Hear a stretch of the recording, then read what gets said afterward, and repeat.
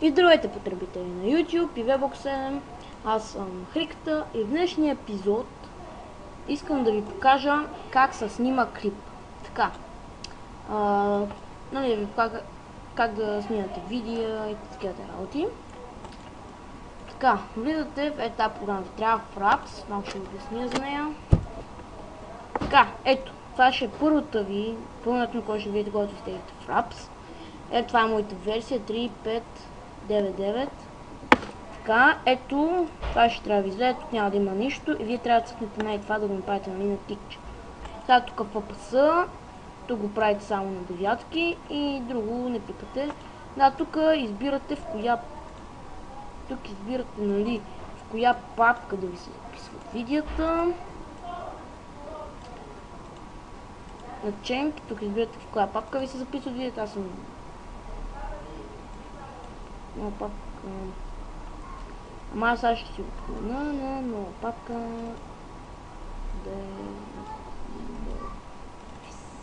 Окей. И ето виждате Movies. Получи се.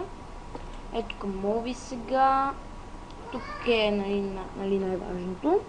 Така, тук с кой бутон да стартирате и да спирате клипа. Тук с колко FPS да снимате. Аз снимам с 60, но вие може да снимате с 30 и 50 и така. Така, и тук си го правите на Full Size, ако вие на Half Size го правите. Windows 7, това стартирате го стерео също. Тия двете ги правите на стерео. Това го слагате задължително тикче и друго напипате. Тук го правите само на PMP и това, нали, само това ще ви трябва. Така, а сега да ви покажа откъде си изтеглите. Така, първо влизате в браузъра и пишете Fraps. Така, за тези хора, които са така, нали, по-наивни да си дръпнат Fraps от този сайт, ние го препоръчвам, защото, нали, версията от тук, тя е демо версия. Тя е демо версия, нали, ето я. Тя е демо версия и така не става. За да си изтеглите Fraps, трябва да влезете в Zabunda. Така, в Zabunda. Така, в Zabunda. Каталози. А не в каталози, в торенти, да чакате объркам. Объркам тук вече. Трябва да върна назад. Торенти. И пишете тук Fraps. Пишете тук Fraps. И ето ще ви излезне това. Ето е най-новата версия на Fraps. Ви може да си теглите примерно по-стари версии. Като 3.5. 3.5. Аз съм си изтегнал най-новата версия на Fraps. Така. И нали сега, ето вижте. Така ще ви демонстрирам.